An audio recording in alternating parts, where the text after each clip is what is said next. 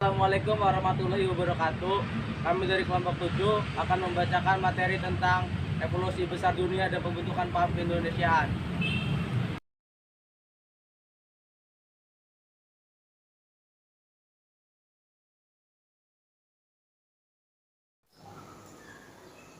Revolusi dalam Kamus Besar Bahasa Indonesia adalah perubahan ketatanegaraan yang dilakukan dengan kekerasan serta terjadi perubahan yang cukup mendasar dalam suatu bidang.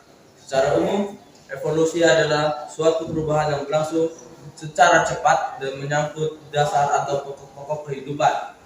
Dalam revolusi, perubahan yang terjadi dapat direncanakan atau tanpa direncanakan terlebih dahulu dan dapat dijalankan tanpa kekerasan atau melalui kekerasan. Ukuran kecepatan suatu perubahan sebenarnya relatif karena revolusi pun dapat memakan waktu lama. Misalnya revolusi industri di mana yang memakan waktu puluhan tahun tetapi dianggap cepat karena mampu mengubah sendi pokok kehidupan masyarakat. Ada beberapa revolusi besar di dunia. Yang pertama adalah revolusi Prancis yang terjadi pada tahun 1989 sampai 1799. Yang kedua ada revolusi Amerika yang terjadi pada 1775 sampai 1783. Yang ketiga lalu ada revolusi Bolshevik yang terjadi pada 1917, lalu revolusi Turki Muda yang terjadi pada 1908. Revolusi Cina yang terjadi pada 1919 sampai 1912. Dan yang keenam revolusi Kuba yang terjadi pada 1953 sampai 1959. Yang terakhir adalah revolusi Iran yang terjadi pada 1978 sampai 1979 dan masih banyak lagi.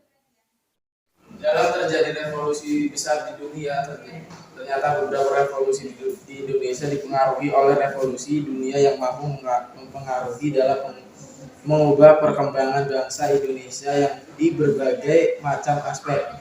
Revolusi dunia yang mempengaruhi Indonesia dalam revolusi Prancis.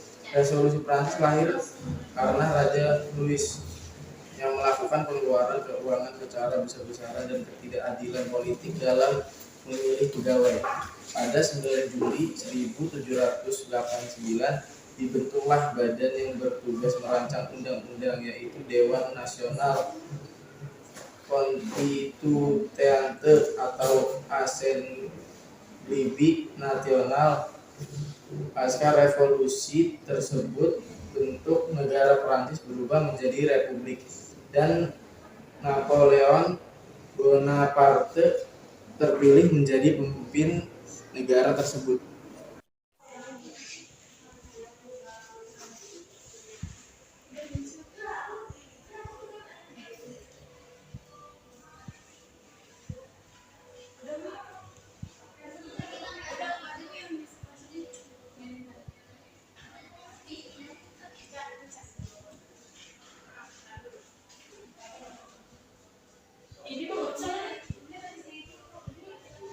Bagi bangsa Indonesia, revolusi Prancis berpengaruh dalam pergerakan nasionalisme Indonesia, yaitu dengan hadirnya paham liberalisme, demokrasi, untuk negara publik, penegakan HAM, dan menjadikan undang-undang sebagai kekuasaan tertinggi dalam pemerintahan. Indonesia juga menerapkan trias politika, yaitu legislatif, eksekutif, dan yudikatif. Lalu pemikiran yang melandasi Republik Indonesia adalah nasionalisme, demokrasi, liberalisme, panslavisme, nihilisme, anarkisme, dan sosialisme komunisme.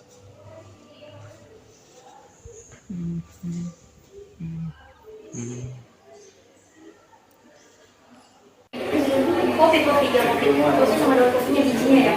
Ini kopi doang. Ini apa? Kopi. Ini yang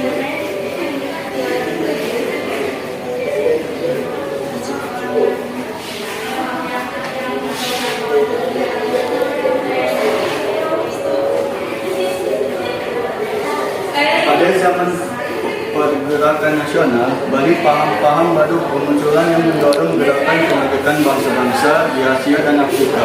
Seperti Indonesia, dengan paham-paham yang terlahir di Eropa tersebut dipakai untuk menentang kolonialisme dan imperialisme penjajah. Penyebaran Paham-paham tersebut di kawasan Asia dan Afrika tidak lepas dari dibukanya terusan Suez pada 1869. Paham yang mempengaruhi pergerakan nasional yaitu sampai 18.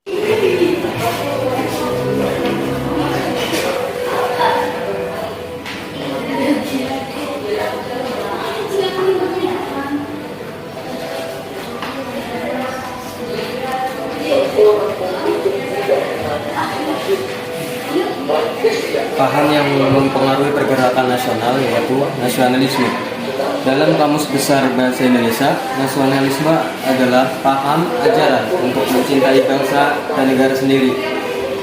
Sifat kenasionalan, nasionalisme di Indonesia mulai muncul sejak abad ke-19 dan abad ke-20.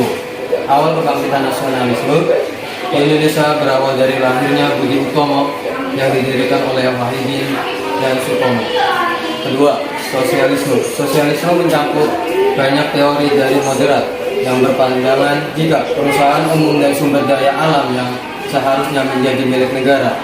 Sosialisme muncul di Indonesia pada tahun 1913 setelah terbentuknya gerakan Serikat Buruh. Organisasi tersebut merupakan kumpulan dari kaum sosialis Belanda yang bekerja di Hindia Belanda.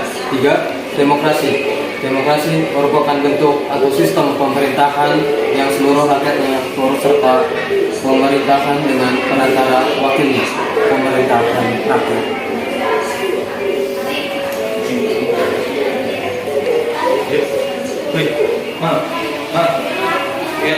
Yes.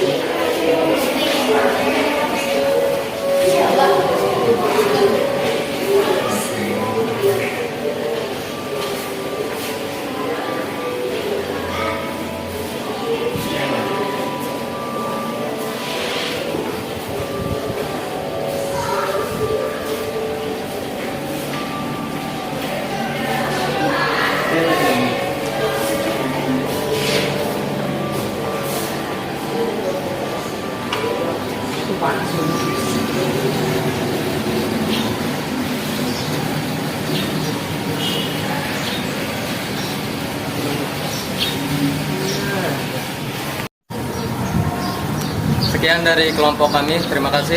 Wassalamualaikum warahmatullahi wabarakatuh.